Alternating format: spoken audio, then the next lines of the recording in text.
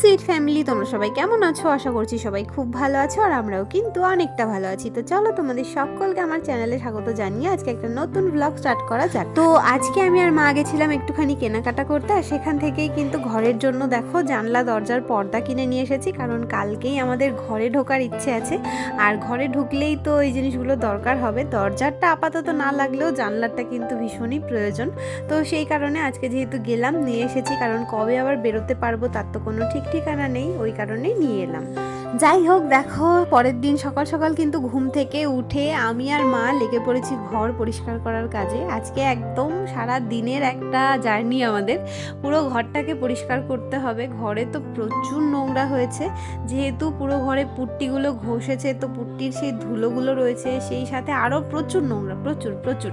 তো প্রথম দিকে তো যখন কাজ শুরু হয় তার পরপরই ঘরটাকে রোজ একটু ঝাড় দিয়ে দিয়ে রাখতাম, কিন্তু লাস্টের দিকে এসে না আর সম্ভব হতো না, কারণ এত ধুলো হয়েছিল পুট্টির কারণে।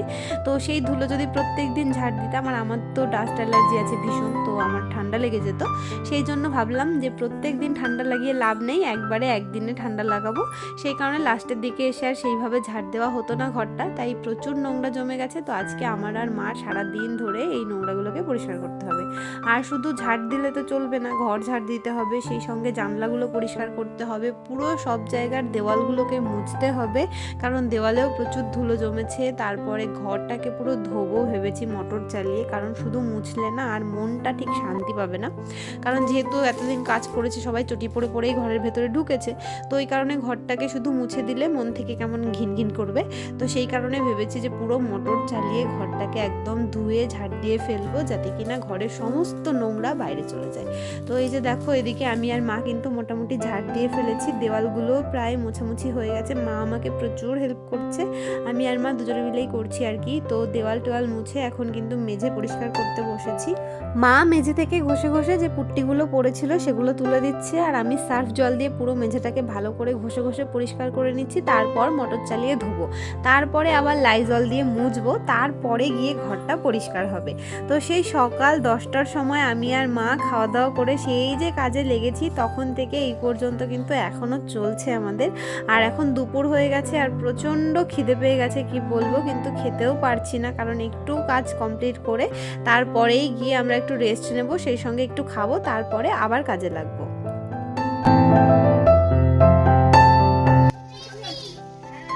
কথা করতে করতে তো এতক্ষণ কাজ করতে করতে খিদে পেয়ে গেছে, এখন ভাতও খেতে পারবো না। আমাদের টিফিনে দিয়েছে মালকিন, আমার মা আসলে লাড্ডু তো দেখালি না তো, লাড্ডু শুধু লম্বু তাই না, লাড্ডু খাওয়া হয়ে গেছে।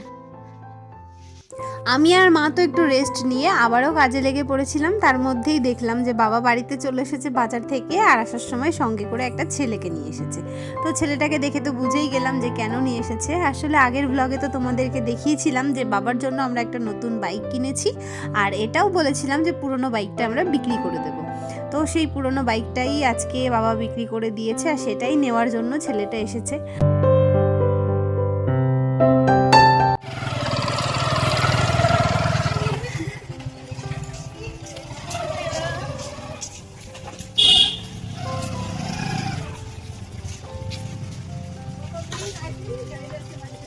সত্যি কথা বলতে কি, সবারই আমাদের ভীষণ মনটা খারাপ হচ্ছিল, কারণ আমি অনেক ছোটোবেলা থেকে এই বাইকটাকে দেখছি।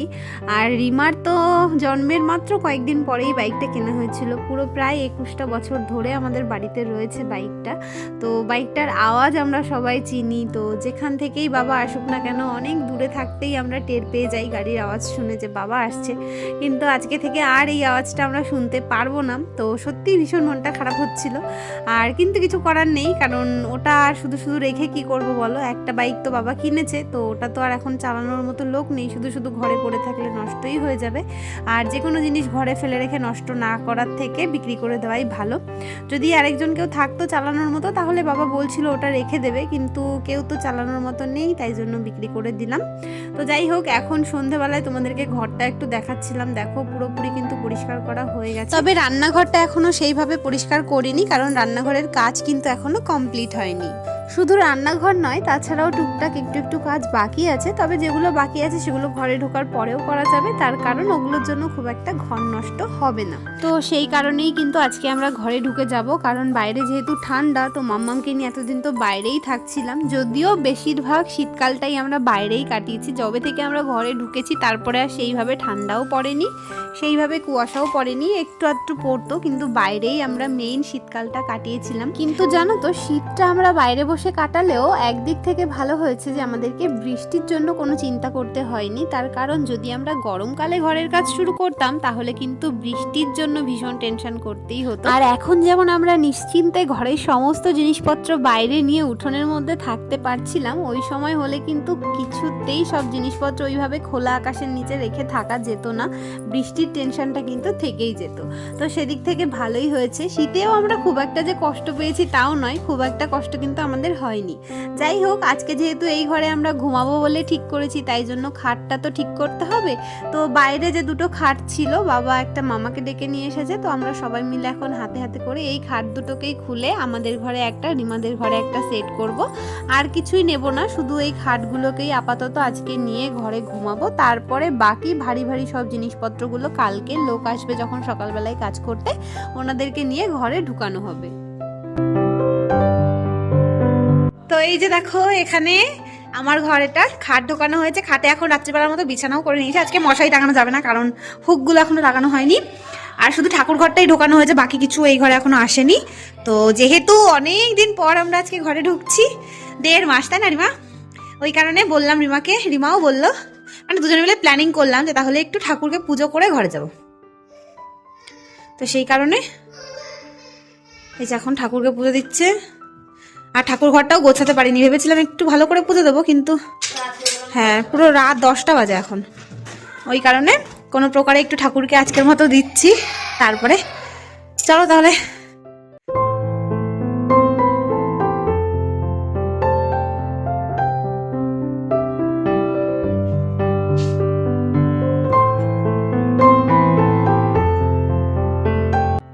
এই যে আমাদের এখন বিছানাপত্র সব কমপ্লিট, খাওয়া দাওয়া করে রেডি হয়ে ফ্রেশ হয়ে শুতে চলে এসেছি। তবে এদিকে দেখো, ইপসিতা এতদিন মামামের সাথে ঘুমাতো, তো আজকে ওর মামাকে ছেড়ে যেতে কষ্ট হচ্ছে। আবার আমি বলছি আমার কাছে ঘুমাতে, সেটাও ঘুমাবে না, এরকম করে রয়েছে। বলছে মামাকে নিয়ে যাবে, এখন তুতুন চাইবে দিয়ে দেবে। যা উঠে যাবে, ভালো না, যা তাকাচ্ছে। আর এখন দেখো, বাইরে একটু দেখতে এসেছিলাম যে যে জায়গায় এতগুলো দিন কাটালাম সেই জায়গাটা এখন কেমন দেখতে লাগছে। আসলে এতদিন যেহেতু আমরা এখানে থাকতাম, তাই জন্য জায়গাটাকে না ঘরের মতোই গুছিয়ে রেখেছিলাম, কিন্তু আজকে খাটফাটগুলো নিয়ে গেছি তো ভীষণ ফাঁকা লাগছে জায়গাটা দেখে। মনে হচ্ছে জায়গাটাও হাহাকার করছে, মানে এতদিন লোক ছিল, ওদেরও বোধহয় ভালো লাগছিল, কিন্তু আমাদেরও না একটু মায়া হয়ে গেছে জায়গাটার উপর। যেদিন প্রথম এখানে এসে শুয়েছিলাম সেদিন কেমন যেন গা ছমছম করছিল, কিন্তু এতদিন থাকতে থাকতে না এটাও কেমন ঘরের মতোই হয়ে গেছিল। লাস্টের দিকে এসে আর একদমই ভয় লাগতো না, কিন্তু কি করব, এখন তো ঘরে যেতেই হবে। তো যাই হোক, আগের দিন রাতে কিন্তু বাবা মা বাইরেই ছিল, আর এদিকে এখন সকালবেলায় সবাই চলে এসেছে কাজ করতে, আর একটা একটা করে কিন্তু জিনিসগুলোকেও ঘরে ঢুকানো হবে। তবে দেখো, ঘরে ঢুকাতে গিয়ে একটা জিনিস কিন্তু আমাদের ভেঙেও গেছে। এতদিন কিছু হয়নি, কিন্তু আজকে ভেঙে গেছে, কিছু করার নেই। তো যাই হোক, এখন টুকটুক করে সব জিনিসগুলো ঘরের মধ্যে ঢুকাবে। আর আজকে হচ্ছে আরেকটু বেশি কষ্ট হবে জিনিসগুলো নিতে, কারণ আগের দিন বের করার সময় চাপ ছিল না, কিন্তু আজকে একটু বেশি চাপ, যে কোথাও ধাক্কা লেগে গেলে তখন দেওয়ালটা খারাপ হয়ে যাবে। সেই জন্য দেখে শুনে আস্তে আস্তে করে ঘরে নেওয়া হবে। আর এই তো এইভাবেই আমাদের জার্নিটা শেষ হবে, পুরো ঘরটা রং করার। আর একটা জিনিস ভেবে খুব ভাল লাগছে যে ঘরটাকে ফাইনালি আমরা রং করতে পারলাম। মানে যবে থেকে আমাদের ঘরটা হয়েছে, প্রায় এই যে 11 বছর হতে চললো, এতগুলো বছর ধরে আমাদের ইচ্ছে ছিল ঘরটাকে রং করব, কিন্তু না, শুধুমাত্র এই সব জিনিসপত্র সরানো হবে এই ভেবেই, এই ভয়েই আমাদের ঘরটাতে রং করা হতো না স্পেশালি। তবে এইবার আমরা সবাই মিলে একসঙ্গে হাতে হাত মিলিয়ে সাহস করে কিন্তু কাজটা করেই ফেললাম। আর ঘরটা রং করার পর তো আমরা নিজেরাই নিজেদের ঘরটাকে দেখে চিনতে পারছি না, মানে এতই ভাল লাগছিল, পুরো মনে হচ্ছে যেন নতুন একটা ঘরে এসেছি।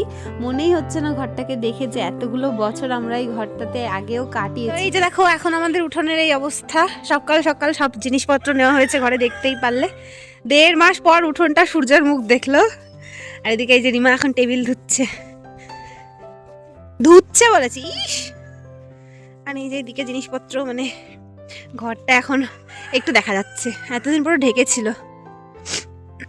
এখন অবশ্য কাজ বাকি আছে, মাম্মাম ঘুমাচ্ছে, তুই কর, আমি আমার কাজ করি গিয়ে। চলো তাহলে আজকের ব্লগটা এখানেই শেষ করছি। তোমাদের ভিডিওটা কেমন লাগলো অবশ্যই কিন্তু কমেন্ট করে জানাবে। তো চলো দেখা হবে নেক্সট দিন তোমাদের সঙ্গে একটা নতুন ব্লগের সাথে। সবাই খুব ভালো থেকো, সুস্থ থেকো, আনন্দে থেকো, নিজেদের খেয়াল রেখো। চলো বাই বাই।